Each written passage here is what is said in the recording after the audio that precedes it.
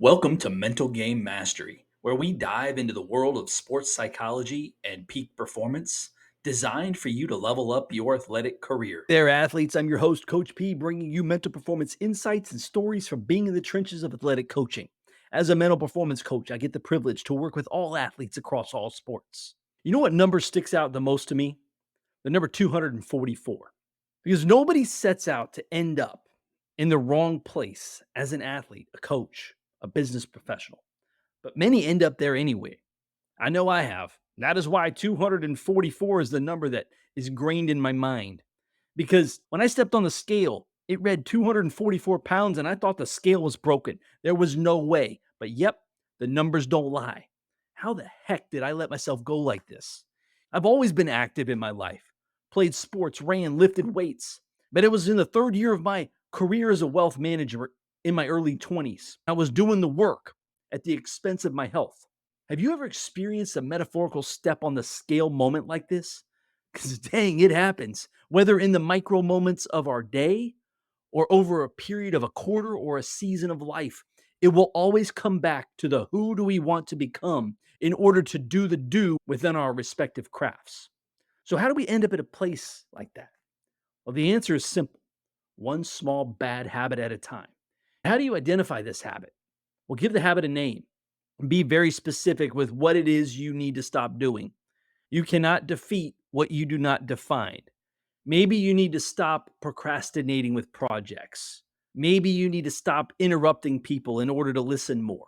Stop avoiding difficult conversations. Maybe you need to stop skipping reps or not completing workouts.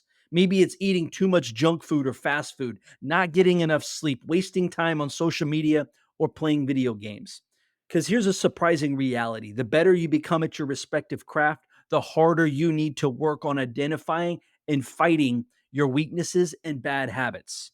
New levels equals new devils, is how I've heard it. The higher you get, the more people will compensate for your weaknesses rather than pointing them out to you. John Maxwell has been quoted as saying that you will never change your life until you change something that you do daily. The secret of your success is found in your daily routine. And going back to that brief period of my life where I was roughly 50 pounds over my desired weight, I had ballooned up to 244 pounds with a 44-inch waist. I was definitely not the epitome of health and wellness. I felt terrible and was very inconsistent in my lifestyle, in which I had no chance to function at my best day in and day out. And the mirror's brutal honesty was what I needed. I created structure around my fundamentals: how I ate, how I moved, how I trained, how I recovered. I became a creature of systems and routines. I took care of the tiniest details of my day in order to get back to where I wanted to be weight wise. And I ask my athletes to perform at a high level. And as a coach, someone who helps develop athletes, who helps coaches and corporate leaders, I ask myself, do I set the example? As an athlete, are you taking care of the tiny details of your fundamentals of how you eat, how you move, how you recover in order to show up as the best version of yourself?